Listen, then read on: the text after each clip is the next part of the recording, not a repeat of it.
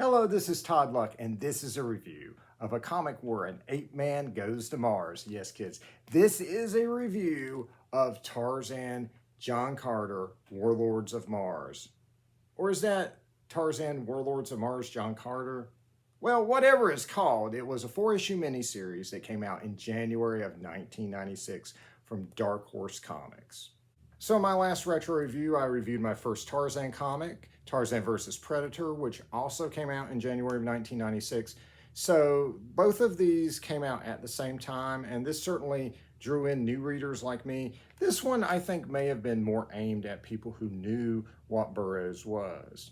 So John Carter was Edgar Rice Burroughs' very first hero that he created, who premiered in his first novel, A Princess of Mars. And so the second novel Burroughs did, or that was published, was Tarzan of the Apes. And of course, that would become his most famous creation. But John Carter was always a pretty close second. There were quite a few Mars novels, and a lot of them had John Carter in it.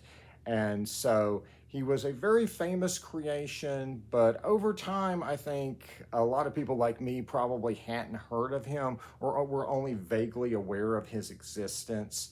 And so there was a comic series of him back in the 70s for Marvel Comics, but if you grew up in the 80s like I did, there was nothing, right? You had no awareness of this character other than maybe hearing whispers here and there that, like, hey, you know, John Carter influenced Martian Manhunter or something like that. But part of the big Tarzan push of the 90s was trying to get other Burroughs characters out there like John Carter. And so when Joe Jusko was doing his Edgar Rice Burroughs cards, quite a few of them involved Mars and John Carter. There were also Mars toys that were a part of the Tarzan the Epic Adventures toy line that was coming out at the time. And there were even some toys that had Tarzan on Mars and teaming up with John Carter. So there was certainly an effort to put awareness out there that there was this concept from Edgar Rice Burroughs of Mars, and it had some cool characters in it, and it was connected to Tarzan. But there really wasn't anything out there to let us know what this concept was, what the story was. And so when I fished this miniseries out of the back issues, probably not even in the order that they came out in, it did leave me scratching my head a little bit because of my unfamiliarity with the concept. And so we're going to talk about the things I liked about this miniseries and that I didn't. This is done by Bruce Jones and Brett Blevins, or at least most of the issues are drawn by Brett Blevins. There is a issue done by a filler artist, and that's not necessarily a good thing when there's only 4 issues in a miniseries. So clearly things didn't go smoothly. And so while Tarzan vs. Predator had well-known creators at the time, the other stuff that Dark Horse puts out of Tarzan is mostly going to be lesser-known creators who could just put out solid work in a timely manner. And so Bruce Jones has written quite a few things here and there for different companies, different characters. The one thing I happen to own from him is he did co-write Cull #1 that came out in 1983. And it was a decent story. And just as a interesting note, this is a wraparound cover by Joe Jusko, who, of course, in the 90s would become known for painting Tarzan. Bruce Jones also wrote the first plot line in the ongoing Tarzan series that would come out later that year. And I did quite like that, and we'll be looking at that in my next retro review. As far as Brett Blevins issues that I happen to own, he did do the first 3 issues of the excellent Solomon Kane miniseries from the 80s. This was a 6-issue miniseries, and each issue was a self-contained story. So obviously we've got 2 talented creators working on this, and so let's take a look at our covers by Brett Blevins. And so I like the composition here for the first cover. Tarzan looks fantastic, as is Tars Tarkas, or forearm Thark. The others, I mean, I think I would just kind of haggle over the design work. It's just not necessarily my cup of tea. We got a white ape with a Bart Simpson haircut. I prefer my Bantz looking more like a lion. And we'll talk about her design in a minute. And look at poor John Carter. He's just hiding here in the back. He doesn't even appear in the first issue. So this second cover is absolutely epic. We got Tarzan versus Tars Tarkas, and it's just awesome. And I love the way that it's a completely white cover in the background to bring out the figures, and it just looks really, really cool. And so the third cover features the only other appearance of John Carter on the cover of this miniseries. And it's a little bit hard to tell the combatants apart here. I do like the overall layout here, it's really good. But the only way I can tell these two characters apart is if I look at Tarzan's butt here, I can see his loincloth. So it would have been kind of cool if they'd thought of a way to differentiate the characters a little bit more. So our fourth and final cover has Dija Torres and the Villainous fighting it out on top of a dead white ape that Tarzan is crawling out of. It's a little hard to tell the female characters apart, but I will say this is a very visually effective cover. Again, love the way that they drop out the background and just focus on the different figures on this cover. And I kind of wish they'd done this with all of the covers, just have the white background to focus on the characters being portrayed. That would have given this miniseries a unique visual look on its covers. So beyond some of the cool covers that you get, one of the big strong points of this miniseries is the action. In the first issue, Tarzan gets in this absolutely epic battle with a bantha, and it is really awesome. In the second issue, we have Tarzan versus Taurus Tarkus, and it absolutely lives up to that epic cover. And the final issue has an epic series of battles set in an arena. I think the artwork on the interior is, for the most part, good. And the design work for the Barsunian soldiers here is actually really interesting. It really harkens back to kind of older science fiction designs.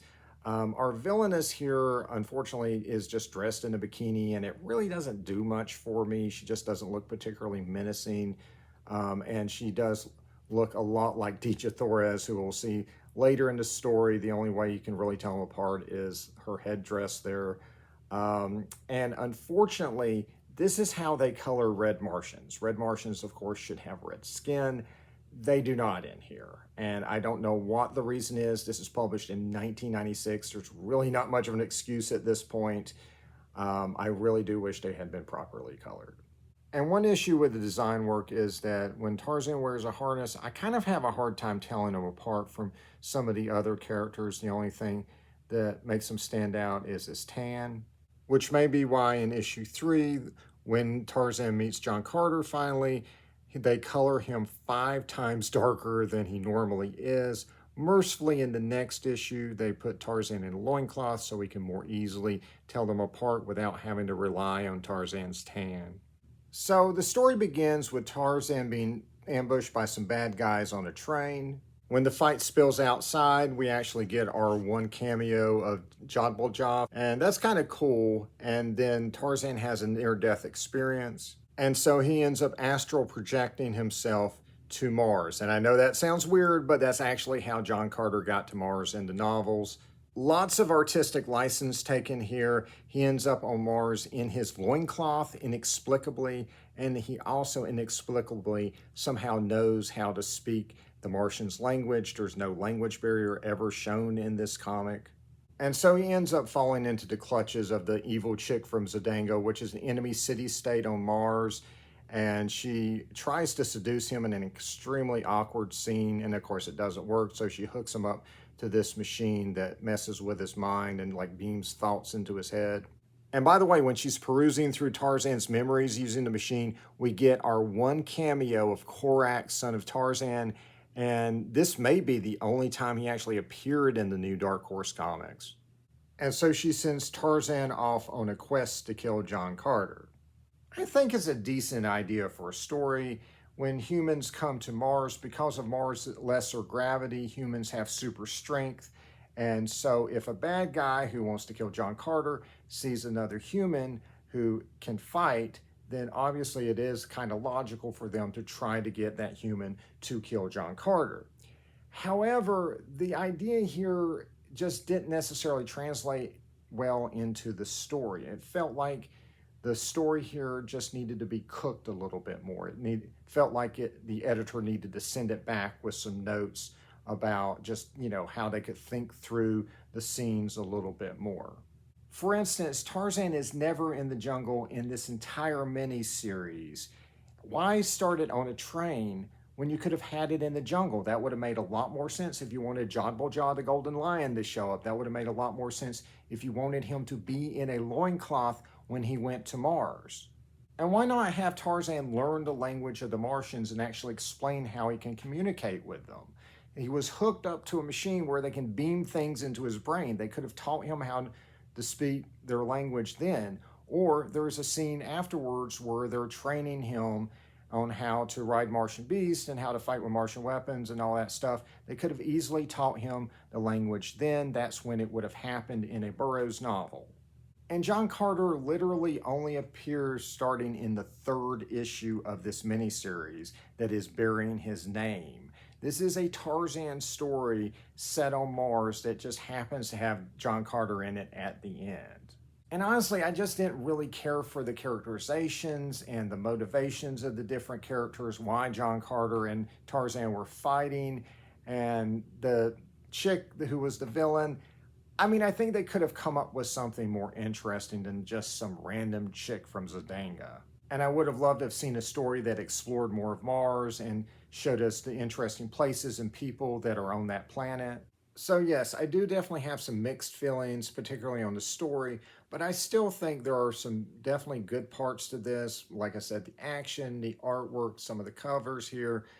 But if you're interested in this, if you're curious about what it's like when these two characters meet, this is probably worth your time to pick up. And as an added bonus, in the back of the last couple issues, you get this absolutely glorious black and white preview of the ongoing Tarzan series that would come out later that year. The last 2 issues also feature a preview of Morphos the Shape Changer, which is Byrne Hogarth's final comic that was published by Dark Horse in 1996. This was planned as a 4-issue miniseries, and Hogarth completed the first issue before he passed away. Dark Horse would publish that issue as a 48-page one-shot that would include the issue and also the completed script for the 4-issue series that has illustrations by Byrne Hogarth. So that definitely sounds like it's worth picking up if you're a Byrne Hogarth fan. When I looked it up, it was dirt cheap, so I'm definitely planning on getting a copy myself at some point. And by the way, if you're interested in more stories where Tarzan meets John Carter, there have been a couple other attempts at it. Dynamite Comics, when they were doing their unlicensed Burroughs comics, did do Lords of Mars, which had Tarzan going to Mars and once again having villains try to get him to kill John Carter. I don't know what the infatuation is with that concept. And there's also the novel Tarzan, Conqueror of Mars. This is put out by Edgar A. Spurs Inks. It's part of the Wild Adventures line, which is not canon, but it's still probably very good. All right, that's it. In my next retro review, when I have time to do that, we'll be taking a look at the beginning of the Dark Horse Tarzan series, in which Tarzan is back from Mars and he learns that you can go home again, but you got to be careful what you take with you. All right, like and subscribe for more videos. And until next time, see ya.